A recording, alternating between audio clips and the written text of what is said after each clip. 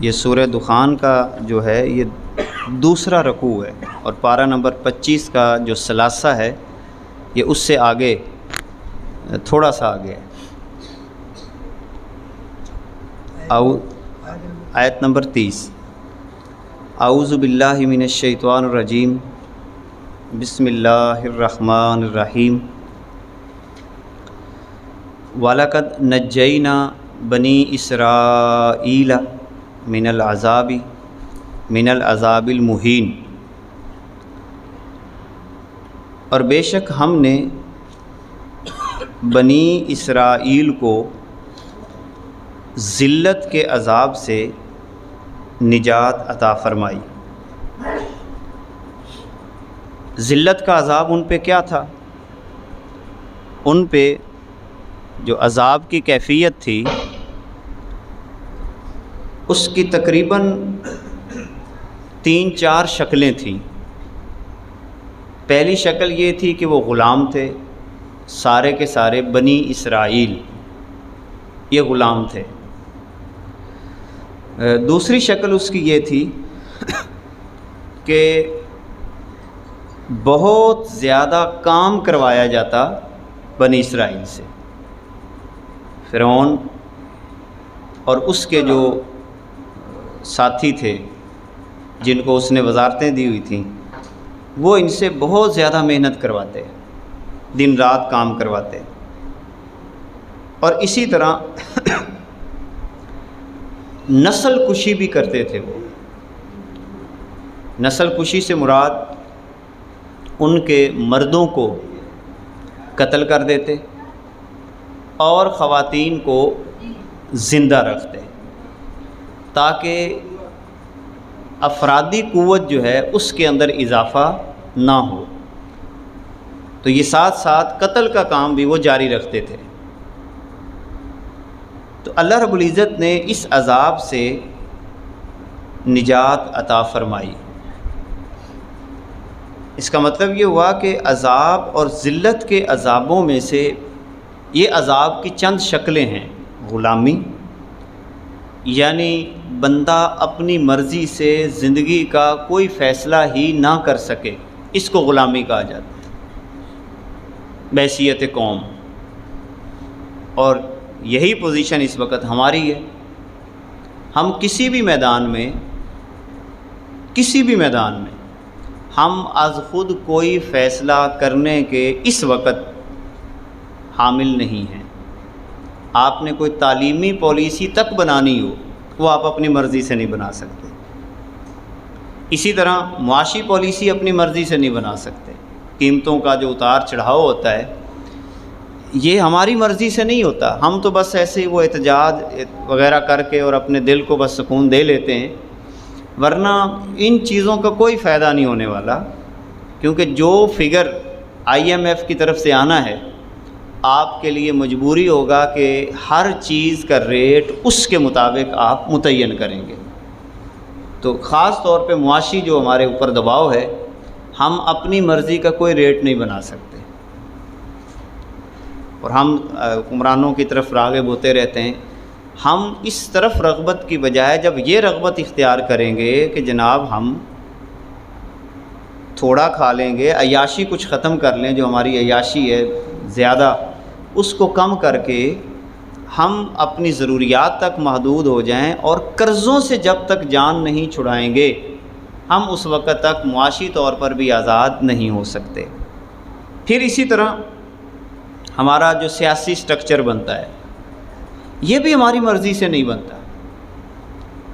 Voting صرف برائے نام عموماً ہوتی ہے، عوام کو خوش کرنے کے لیے ایک میلہ لگ جاتا ہے چند دنوں کا، اور اس میلے کے اندر ہم بس اپنے آپ کو پھوں پھاں بس کر لیتے ہیں کہ نہیں اس کو کرنا ہے، اس کو کرنا ہے، یہ کر دیں گے، وہ کر دیں گے، پھر کسی پہ دھمکی لگا دیں گے، اس کو ووٹ دینے فلاں کرنا ہے، وہ بس وہ 2 مقاصد حاصل کر لیتے ہیں اس چیز سے۔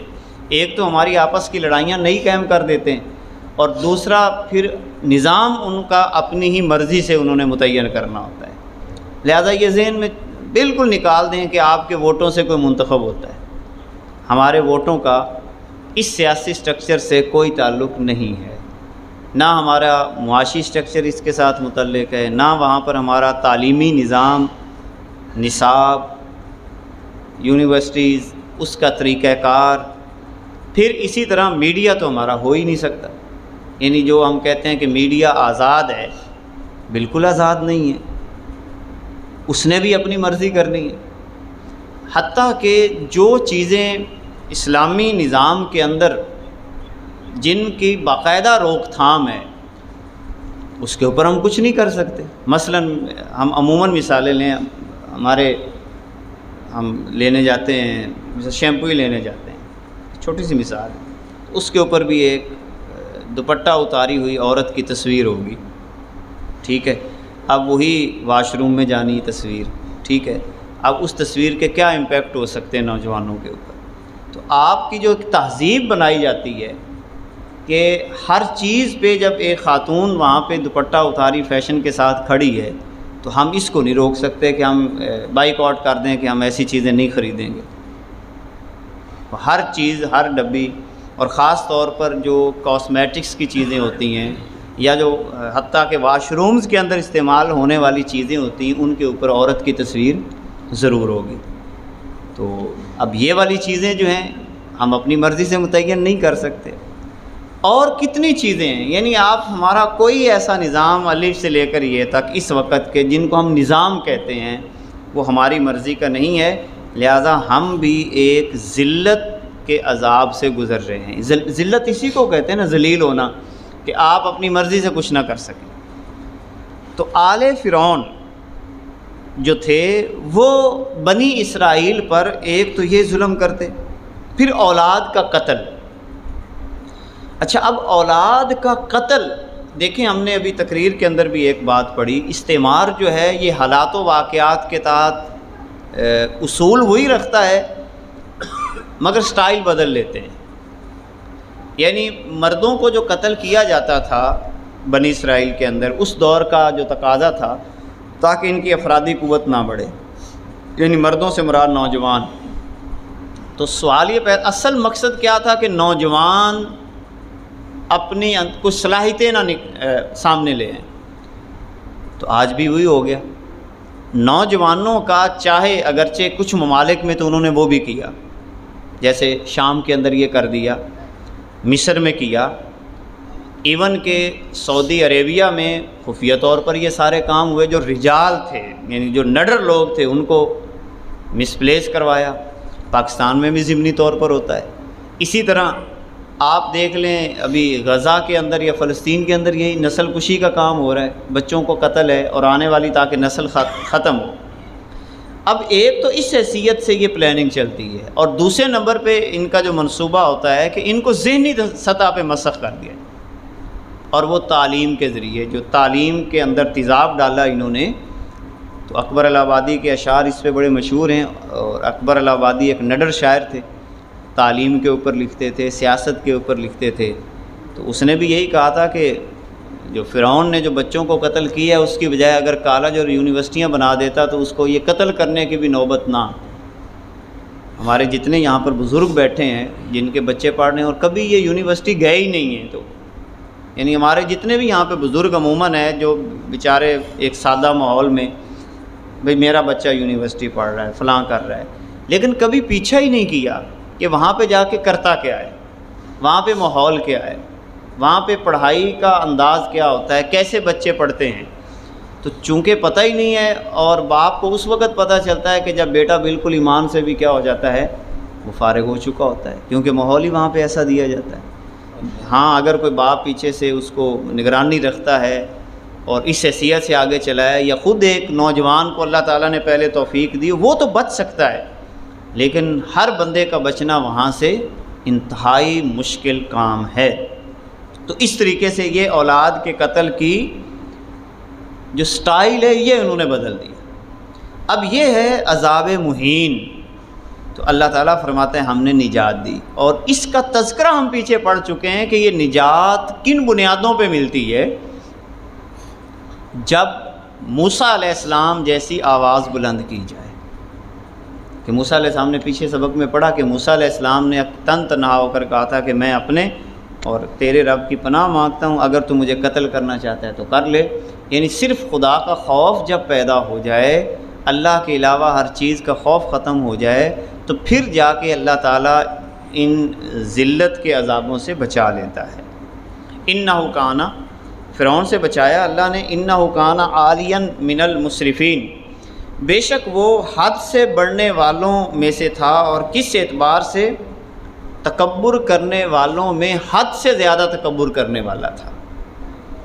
والا قد اخترناہم، بے شک ہم نے بنی اسرائیل کو چن لیا، ہم نے بنی اسرائیل کو چن لیا، علی علم،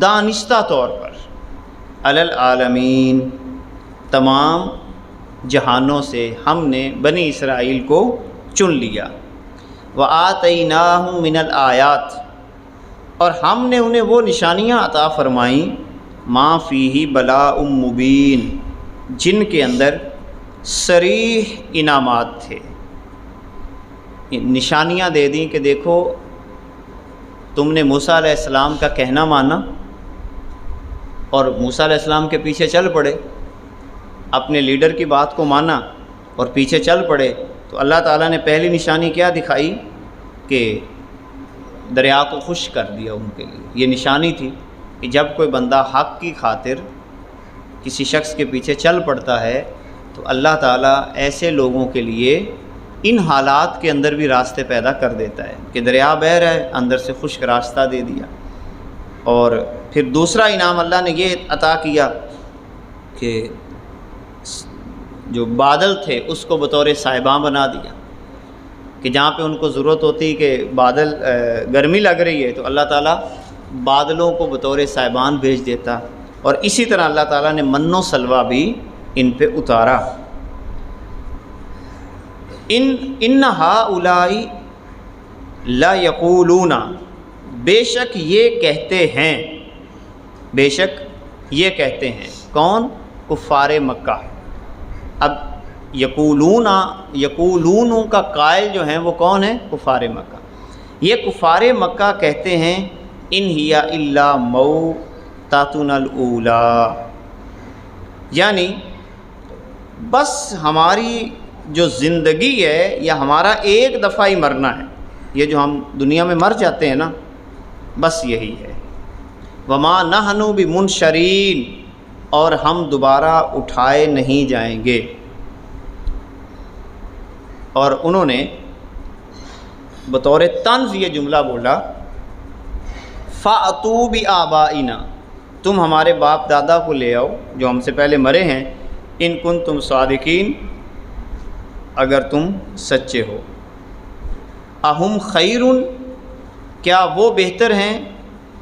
ام قوم تبا، یا قوم تبا، اس کا واقعہ میں پہلے آپ کو عرض کر چکا ہوں۔ والذین من قبلہم، یا جو ان سے پہلے ہیں، اہلکناہم، ہم نے ان کو ہلاک کر دیا، انہم کانوا مجرمین، بے شک وہ سارے کے سارے مجرم تھے۔ وما خلقنا السماوات والارض، ہم نے آسمانوں اور زمین کو نہیں بنایا، وما بینہما، اور جو کچھ آسمانوں اور زمین کے درمیان ہے، لاعبین، کوئی کھیل کے طور پر اس کو نہیں بنایا۔ آسمانوں کو پیدا کرنے کا بھی ایک مقصد ہے اور زمین کو پیدا کرنے کا بھی ایک مقصد ہے۔ ما خلقناہما الا بالحق، ہم نے ان دونوں کو بنایا مگر حق کے ساتھ، یعنی اللہ تعالیٰ نے زمین و آسمان کو جو پیدا کیا ہے اس کا کوئی مقصد ہے، اور یہ دنیا کوئی کھیل تماشا نہیں ہے، یہ دنیا اللہ تعالیٰ کے حکموں پر عمل کر کے اس کو راضی کرنے کے لیے اللہ نے بنائی ہے۔ وما خلقت الجن والانس الا لیعبدون، میں نے انسانوں اور جنوں کو صرف اور صرف اپنی بندگی کے لیے پیدا کیا۔